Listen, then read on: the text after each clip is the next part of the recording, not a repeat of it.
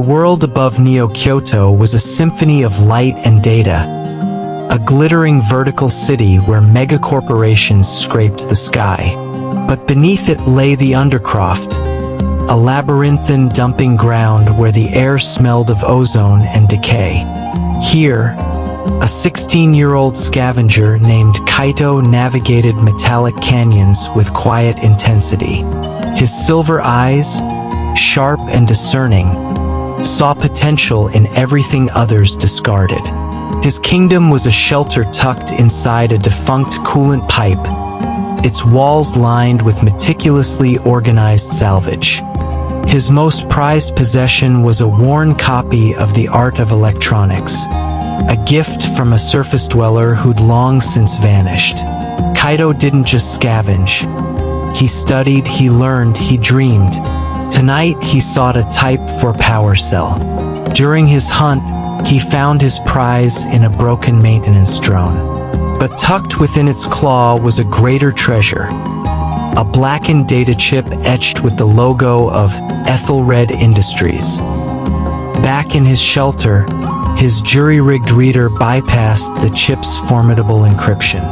It contained schematics for a nanoscale filtration membrane, a design of breathtaking elegance marked Project Prometheus Prototype Failed.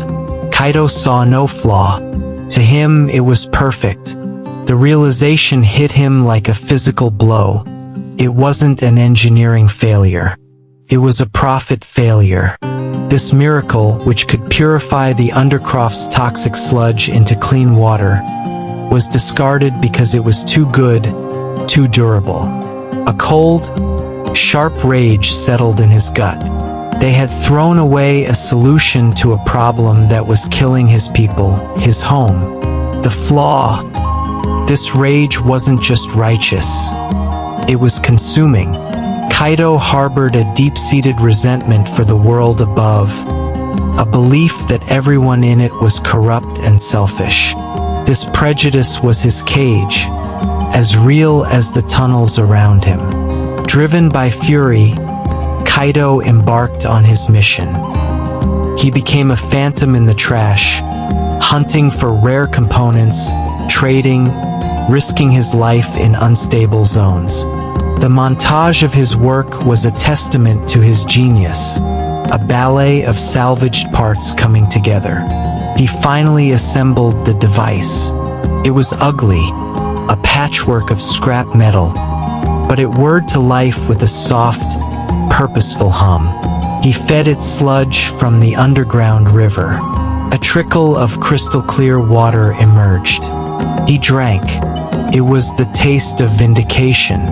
But he was not the only one hunting. The antagonist, Dr. Soren Arisawa, the lead engineer who had designed the Prometheus membrane. For her, its cancellation was a professional and personal humiliation.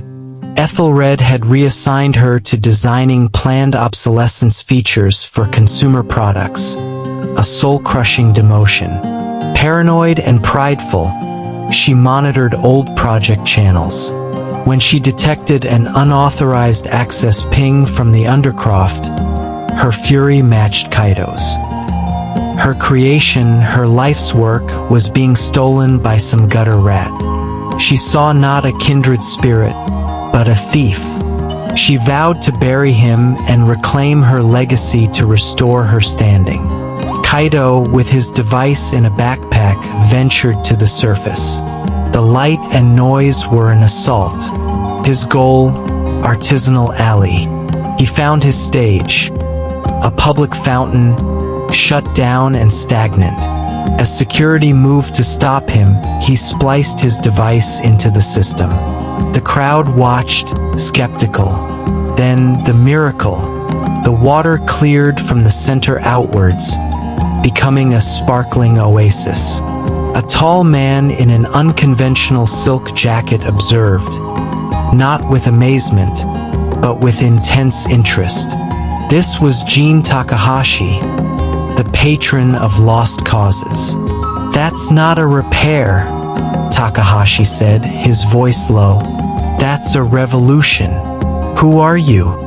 In a quiet tea house, Kaido told his story, his tone laced with bitterness towards the corporations that had discarded the tech. Takahashi listened, then offered a vision far greater than revenge. You think like a scavenger, Kaido. You see a single solution to a single problem. I see a nexus. The value isn't in the filter. It's in the data it collects. We don't sell this. We lease it.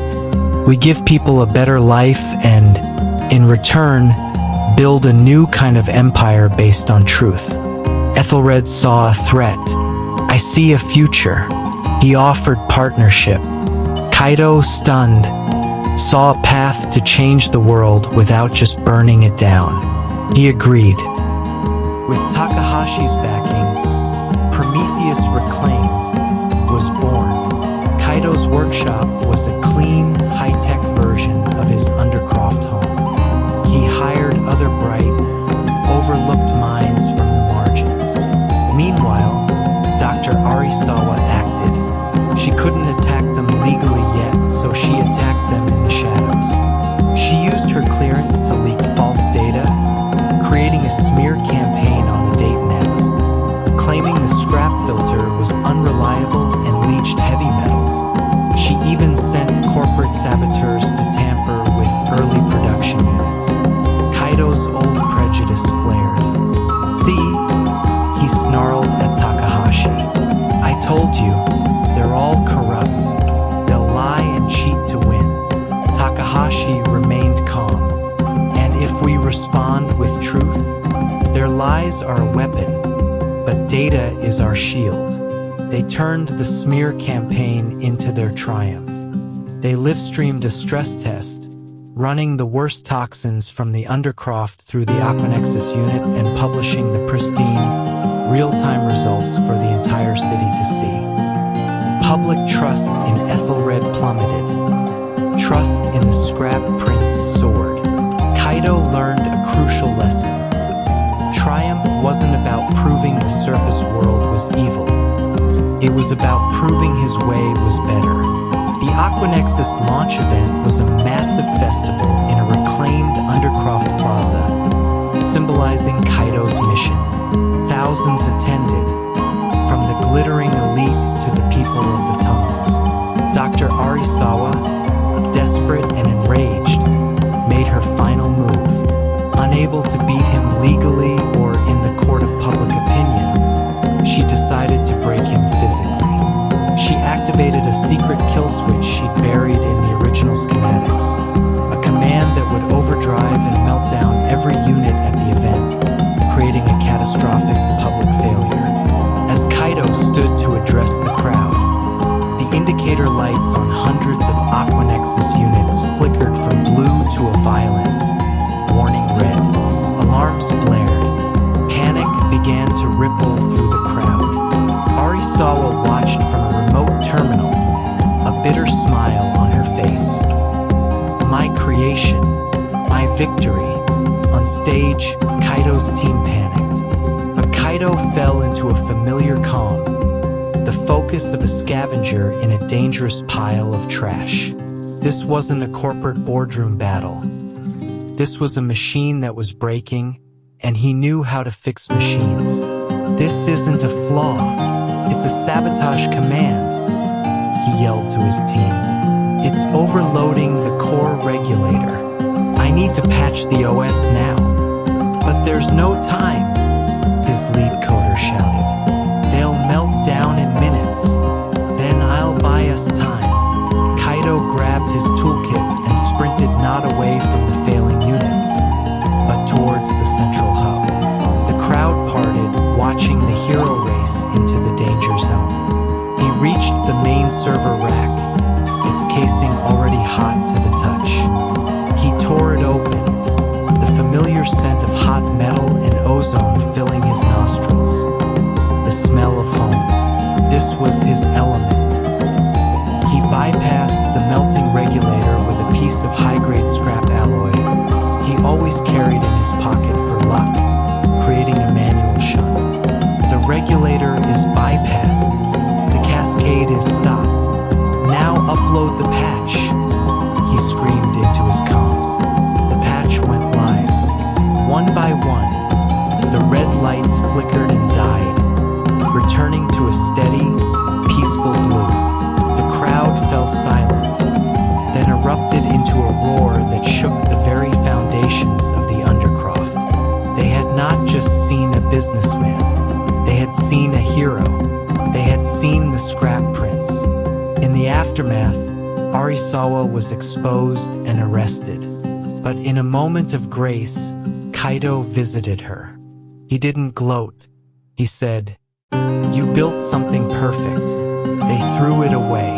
I just found it. This company is as much yours as it is mine." He offered her a choice: prison or a chance to finally lead the R&D department her genius deserved. Humbled and broken, she chose to build. Kaito's act of mercy was his final and most important step from a boy of rage to a man of vision. Kaito, true to himself, built his home in a revitalized Undercroft. He stood at its edge, looking up at the city he had changed. He was wealthy beyond measure, but his real treasure was below. A thriving, clean, hopeful community. He had started with rage against a system,